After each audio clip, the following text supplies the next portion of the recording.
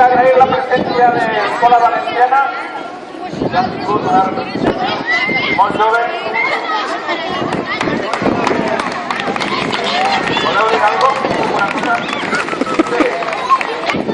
No només una conquista, però donar moltes gràcies per tot això que esteu fent, perquè ja ho ha parlat alguna vegada.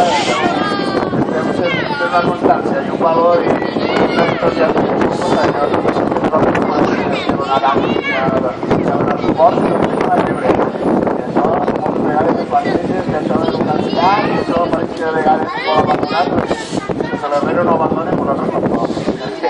Així darrere, clar, no és exactament Escola Valenciana que vingut a veure-vos, perquè vosaltres sou tan Escola Valenciana com poder ser qualsevol altre. Inclús jo diria que si algú se mereix el qualificatiu d'Escola Valenciana sou vosaltres.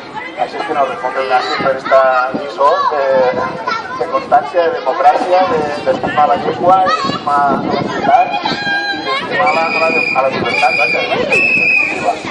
i vaja, encara que moltes vegades sí que pensa que som xicotets i que els altres són molt grans i que els altres són gegants, doncs al final, bueno, David va guanyar, no? Al final a Goliat i Astèrix també al final sempre acaba guanyant. Així que així és que així estarem i segur que tot el que puguem tirar una maneta conteu en nosaltres. Abans, per la setena jugada la nostra consellera favorita.